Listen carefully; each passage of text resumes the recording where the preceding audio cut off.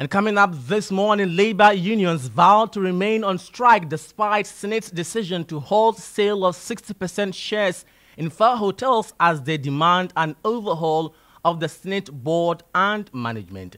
Also coming up, Ghana Health Service issues alert on dengue fever as the country records 9 cases. Later in the bulletin, MP for North Tongue laments delay in probing activities of National Cathedral Secretariat as he suggests deliverance for Parliament. There's so many impediments, so many barriers, and you really can't see. We don't know whether there's some unseen hands or some ghosts. I don't know. Maybe one of these days, Mr. Speaker, we should probably submit to some national deliverance session. Got details of all these stories coming up, but first, let's remind you of our affiliate stations across the country. Starr News is coming to you live on Ultimate 106.9 FM in Kumasi, Empire 102.7 FM in Takrady, Zeps 95.9 FM in Zebila, Nissim 100.1 FM in Lamshao, My Star Radio in the USA. Also live on Facebook on Starr 103.5 FM and on starfm.com.gh around the world. This is Starr 103.5 FM. Starr News. Informed, in depth, in touch. Many thanks to you for choosing Starr News. I am Nurein Abass. Now, several labor unions have urged their members to remain on strike despite decision by Social Security and National Insurance Trust to halt sale of 60% shares in 4 hotels. Organized labor declared an industrial action last week following refusal by the Senate to abort its quest to afford majority shares in some hotels to Rock City. Unions including the Judicial Service Staff Association of Ghana, University Teachers Association of Ghana, among others, have asked their members to remain on strike until a final decision from organized labor. Here are excerpts of a statement signed by President of UTAG, Professor Mahmoud Akudugu.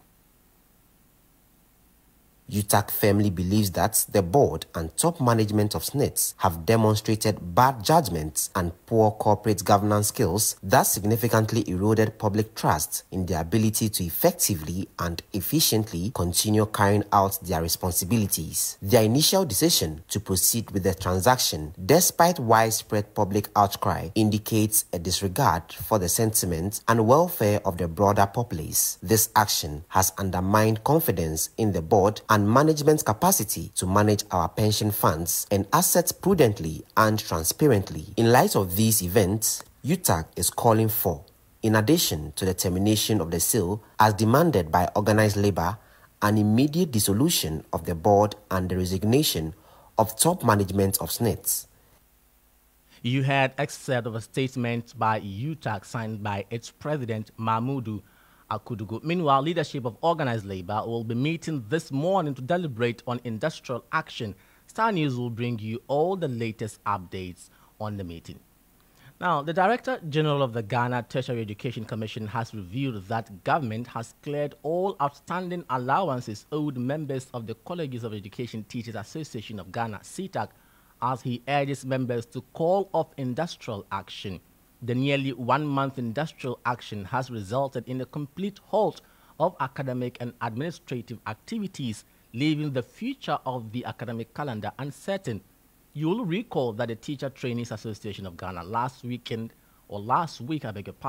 threatened to embark on a peaceful nationwide protest if CTAG strike remains unresolved. Speaking at the sidelines of the launch of the 60th anniversary celebration and the investiture of Professor Prince Boateng, which coincided with the 15th congregation of the Adar College of Education, Director General of GTEC, Professor Ahmed Jinapor, said all outstanding arrears have been paid by government. As we are aware, CTAG is currently on strike. The reason why they are on strike is informed by 3 pillars. 3. 1. They want a top-up for research and book allowance. Madam Chair, as the Director General of the Ghana Tertiary Education Commission, I stand here and inform all principals of the 46 colleges of education that that money has been paid. You can start sourcing it from Monday onwards from Monday, you can start taking your money through GiftNet. Again, I'm also happy to inform you that the first batch of this year's book and research allowance, totaling about 199 million plus, of which all the 46 colleges of education are included, have been submitted to Ministry of Finance for payment. I think we need a clap for this too. In addition to that, most of the institutions have submitted data for the all year round teaching, and that is also going to be paid as quickly as possible. On that note, I want to use this opportunity to call on our colleagues, the tutors, to call off the strike and go back to the classroom. You heard the Director General of GTech, Professor Ahmed Jinapo. This is still the Star Breakfast News. The Ghana Health Service says the outbreak of clinical malaria known as dengue fever has been recorded in the Eastern region. In a statement signed by Director General of the Ghana Health Service, Dr. Patrick Kumar-Boaje disclosed that a total of 9 cases have been confirmed after samples were sent to the Noguchi Memorial Institute for Medical Research. The Ghana Health Service is requesting regional directors of health service and chief executive officers of teaching hospitals to ensure the alert on dengue fever is communicated to all health workers in the respective medical facilities to enhance surveillance. Now, the Member of Parliament for North Tong, Samuel Okujeto-Ablakwa, has expressed his disappointment in the failure of Parliament to commence a probe into the activities of the National Cathedral Secretariat months after approving his motion for the exercise. The controversial project, I beg your pardon, has so far swallowed over $58 million with only huge hole to show for it. Speaking on the floor of Parliament, the North Tong MP, who has waged a crusade against what he terms corruption related to the cathedral, suggested a deliverance session for the MPs to cure any spirit hindering the probe. Again, an astounding probe on the National Cathedral. This House debated after a motion was duly admitted by the Speaker. Both sides agreed there is a need for this committee of inquiry. There was no challenge. No single member rose up to oppose the relevance of such an inquiry. And once again, we are here, total inertia, no action. Mr. Speaker, every day we wake up as members of Parliament. We want to work, we want to serve our country. You know, we want to live up to the expectations of the people. But we face so many impediments, so many barriers, and you really can't see. We don't know whether there's some unseen hands or some ghosts. I don't know. Maybe one of these days, Mr. Speaker, we should probably submit to some national deliverance session, you know, so that we can all be delivered from the inertia which is upon this house. Because I really don't know what is happening. You know, I have followed up. Every Friday I raise it. I've discussed with leadership.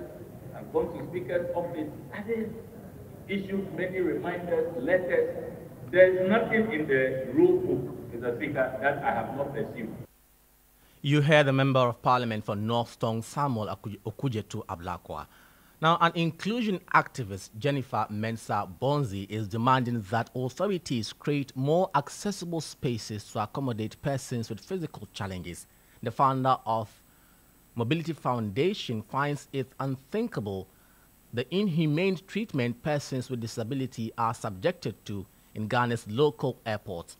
She is worried several persons with disability will continue to face exclusion in their social lives and economic pursuits if the narrative remains same.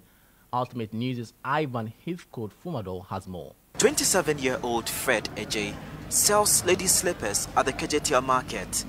He became paralyzed at the age of 8 as a result of polio. He lost his only support when his mother, a single parent, took ill while he was in junior high school.